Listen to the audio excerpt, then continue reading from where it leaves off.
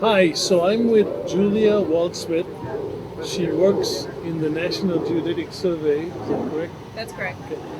But that is part of NOS, which is the National Ocean Survey, which is part of NOAA, which is the National Oceanic and Atmospheric Administration. So we are on the Washington Mall where the student competition that NSPS has organized here in 2024, and Julia happened to be here. So I thought it would be interesting to do a little bit of download on who she is and what makes her tick as it relates to geospatial activities. So tell me a little bit about how you chose this area. Well, tell me a little bit first of all what you do at NOS and GS. Sure, of course. So, again, my name is Lieutenant Julia Waldsmith, and I work in the Remote Sensing Division of NGS.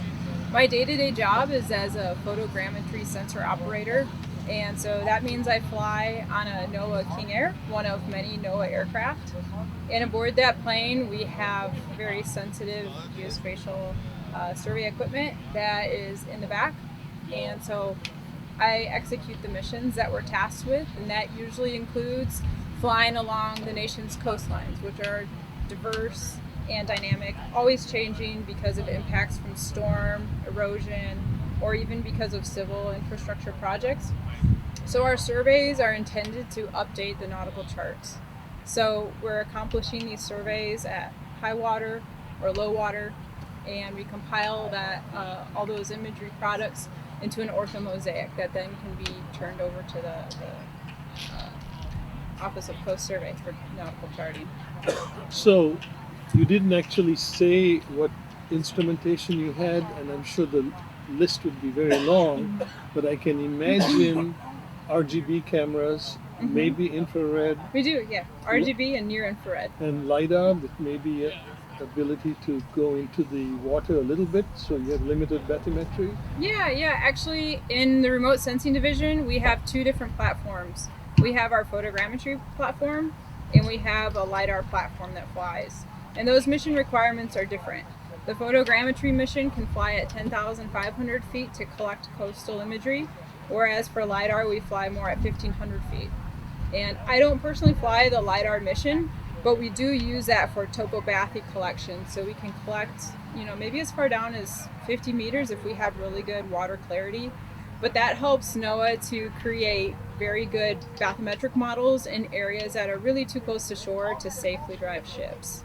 Topobathy, that's an Mm-hmm. interesting term. Mm-hmm. So tell me how you got to that place in your professional career. How did you make your decisions in Mm-hmm. grade school, middle school, kindergarten, wherever? Yeah, well, I don't think anybody really knows they're going to end up where they end up. That sometimes this happens if you're opportunistic and if you generally know what you kind of like. For me, I was always passionate about science, in particular earth science. So when I was going through my schooling, I chose geology because I just really enjoy earth science and understanding how things work. So when I graduated with a degree in geology, my first job outside of that was in a gold and silver mine in Nevada. So my job was to work underground, following ore deposits. So that was very different from what I'm doing now. After that job, I moved into the oil and gas industry. And so I learned more about reservoirs and how they're exploited, how that industry works.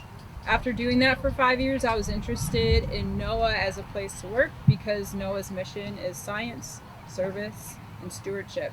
And all three of those things really spoke volumes to me, and I wanted to be a part of that. And the way that I found my way into NOAA was through the NOAA Corps, and that's where I am now.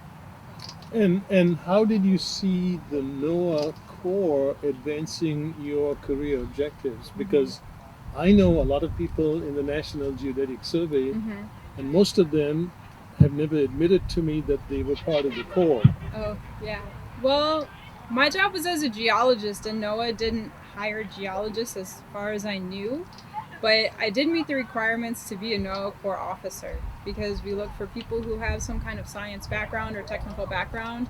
And then the idea is that people with these scientific backgrounds can then apply what they understand scientifically to an operational mission.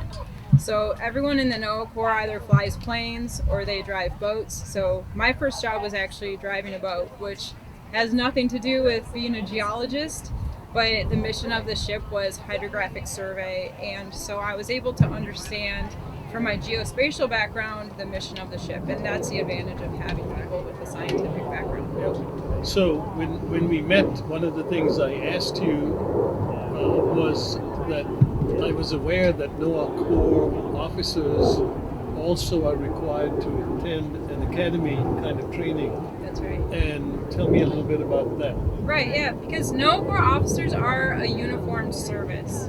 And uniformed services, like the Army or Navy, have an officer candidate school, usually in an armed service. But the NOAA Corps also has their own trajectory through that. For us, it's called BOTC, the Basic Officer Training Course.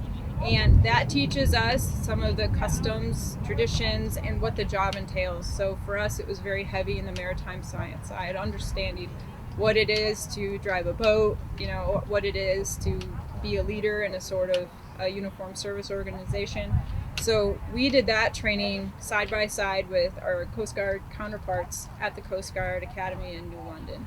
And so that's why it's a little bit like the officer side and the armed services, but it's also a bit unique because we're our own unique service. Well, thank you for sharing this. It's very nice to hear somebody in the geospatial field being as passionate as you are. And I can tell you that you're going to be an inspiration for a lot of people. Thank you. So thank you again for spending this time with us. I appreciate it. And I guess what I would say is you never know where you're going to end up, but if you're opportunistic and you work hard and you take the time to meet people like yourself, you never know where you might find yourself. So best of luck. Thank you.